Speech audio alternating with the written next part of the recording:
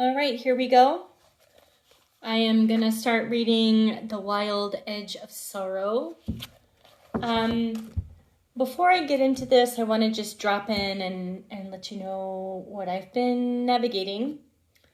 Today, there's been some grief and disappointment over the expectations that I've had of myself and my life, and basically shooting on myself, and somatically in my body, it feels sharp and frantic. So I'm going to be going to dance tonight to move my body and hopefully release some of this tension. I'm also facilitating a grief circle. I do that once a month for Portland.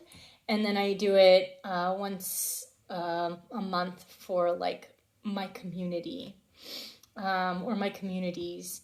And so I'm in the process of doing that. That'll be on the 15th.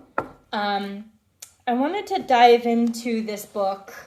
So I've been doing grief work actively for 2 years. I've been supporting people officially as a death doula for 2 years. I've been supporting spirits as they cross over in the humans for 7 years.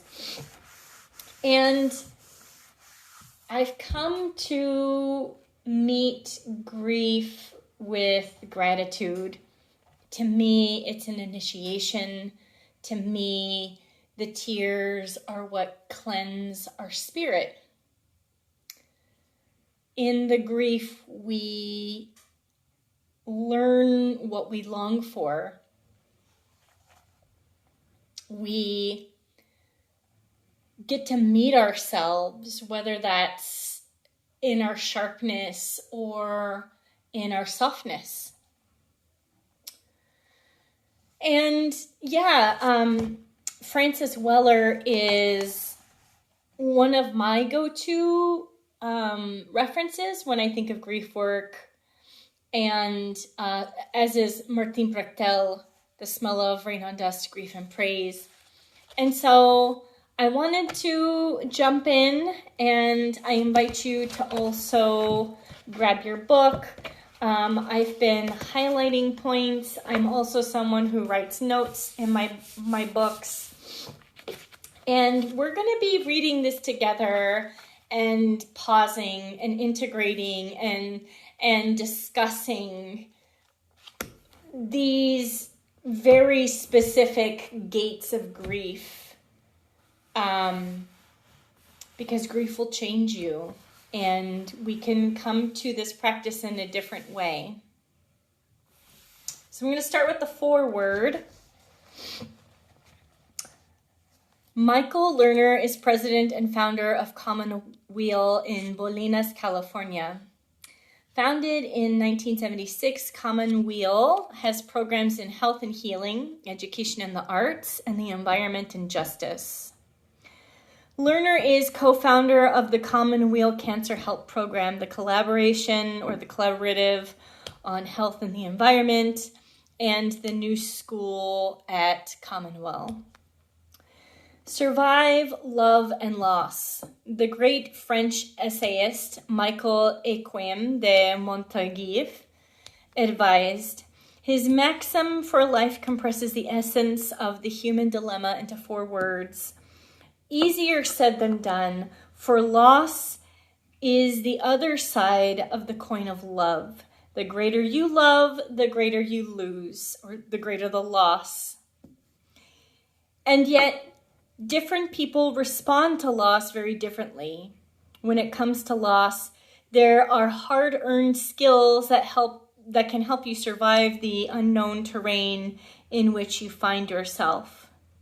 There are survival skills, there are maps, and there are guides. Frances Weller is a well-traveled guide to the country of loss. He can teach you the survival skills. He can show you the maps. He carries his knowing of sorrow in his bones. He writes as someone who has been unmade in the way loss unmakes us. He is not afraid to tell us so. I'm not sure how or when I began my apprenticeship with sorrow.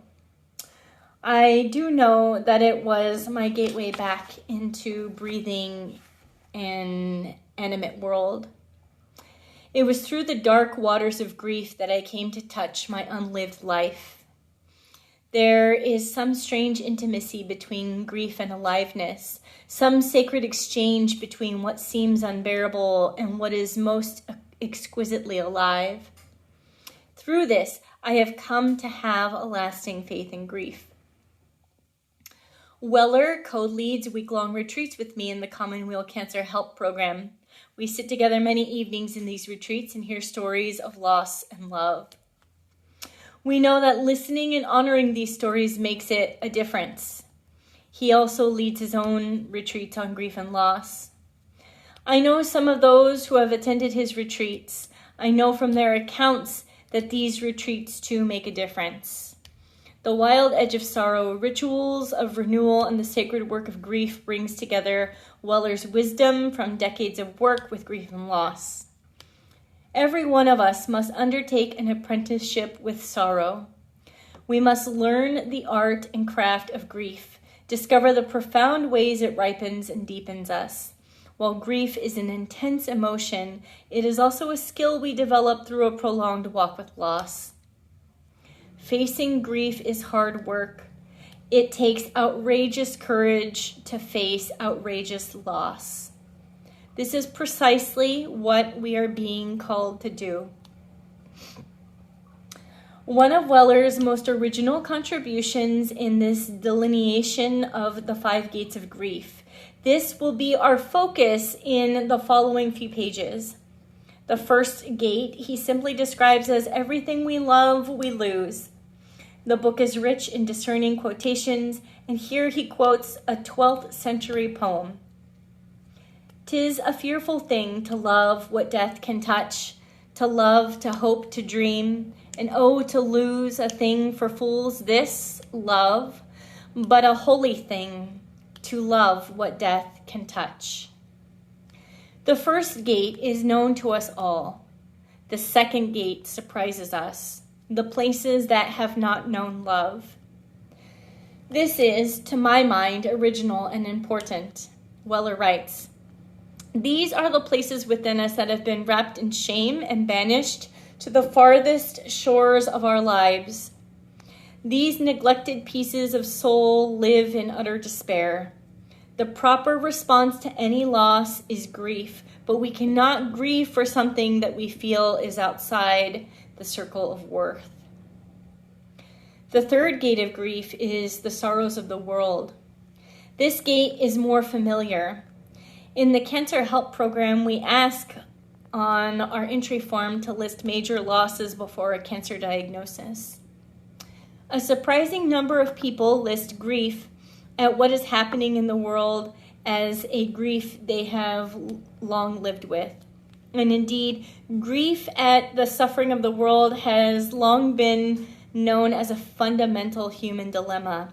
Suffering exists is the first noble truth of the Buddha. How to face suffering is at the heart of the great religious and philosophical traditions. The cumulative grief of the world is overwhelming. How can we possibly stay open to the endless assaults on the biosphere? Weller asks. He then quotes Naomi Nye's beautiful lines. "Before you know kindness at the deepest thing inside, you must know sorrow at the other deepest thing. You must wake up with sorrow. You must speak it till your voice catches the thread of all sorrows and you see the size of a cloth." Weller's fourth gate is what we expected and did not receive. Again, this is, to me, an original observation. Deep in our bones lies an old intuition that we arrive here carrying a bundle of gifts to offer to the community. In a sense, it is a form of spiritual employment. Hidden within the losses at this gate lies our diminished experience of who we truly are. Weller calls the fifth gate ancestral grief. This is the grief we carry in our bodies from sorrows experienced by our ancestors. Tending this undigested grief of our ancestor not only frees us to live our own lives, but also eases ancestral suffering in the other world. These gates offer us a way of acknowledging the ways sorrow enters our lives. In this way, we are able to honor and heal inevitable times of loss we each will face. Weller's gifts lie in bringing soul and community to places that are often met with denial or fear. This helps free us from facing our loss in isolation. The Cancer Help Program is founded on this deep truth. We heal in community. We heal in community. Whenever you find yourself on the path of sorrow, Weller will be a worthy companion. For the simple truth is that great loss is wasted if we do not use it over time to discover what lies beyond great loss. For this, Weller quotes the great naturalist and essayist Terry Tempest William, "Grief dares us to love once more."